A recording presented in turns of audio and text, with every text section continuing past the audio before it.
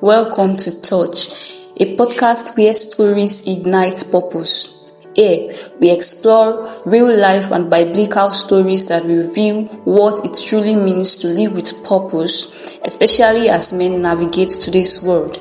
So, if you ever felt lost, uncertain, or searching for direction, this podcast is for you. Let's light the way. So, on our podcast episode today, I will be reading to us a story. This story is a story of purpose, a story of clarity, a story of light. And yes, this story is inspired by the Holy Spirit. In a quiet region surrounded by lesser known settlements, there existed a remarkable place called IMOLE village.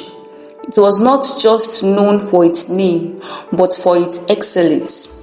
The king ruled with wisdom, the chiefs led with integrity, the traders prospered, and even the palm wine tappers and craftsmen carried out their works with admirable skill.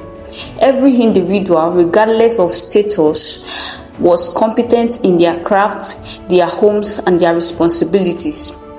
Because of this collective diligence, IMOLE village flourished, becoming more developed and prosperous than all the neighboring villages around it.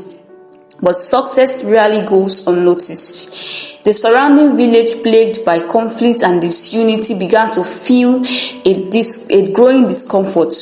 What started as admiration slowly turned into envy, and envy left unchecked gave birth to resentment. A silent tension began to build, a pattern of bitterness directed towards IMOLE village. Yet, not all conflict came from outside. Within IMOLE itself lived a modest family known as the Adebanwo family. They were not rulers, nor did they hold any political or traditional titles.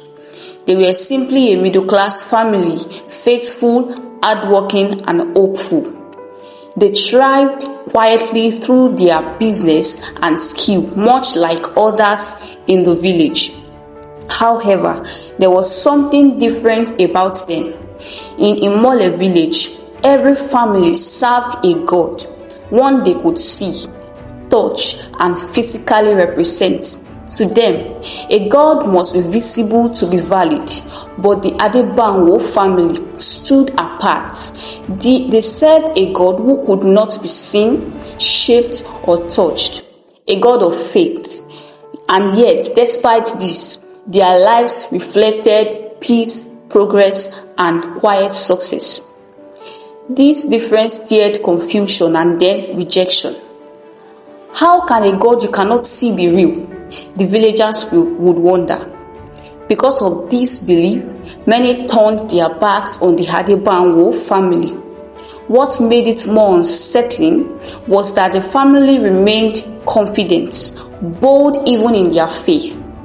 They spoke of their God without fear, living as proof of His presence despite His invisibility. And so, the Adebanwo family found themselves surrounded by two kinds of opposition: the external enemies from the neighboring village filled with envy, and the internal resistance of their own people who could not understand their faith. Meanwhile, IMOLE village continued to prosper.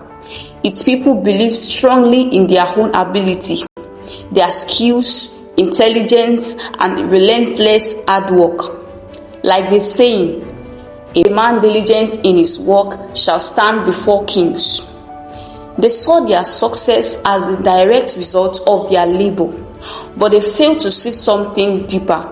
They did not recognize that beyond skill and efforts, there could be a greater force at work, one not made by human hands. The Adebanwo family, though small and seemingly insignificant, carried a different kind of strength, not just skill, not just effort, but faith. And as both internal and external tension quietly grew, one question lingered in the air. What happens when human strength meets divine backing? That is a story for another day. So in the next episode, we will uncover what unfolds between the Adebanwo family, their village, and the forces rising against them. So till we meet in the next episode, my name still remains Elizabeth. Thank you for listening to Touch. If this episode ever spoke to you, share it with someone who needs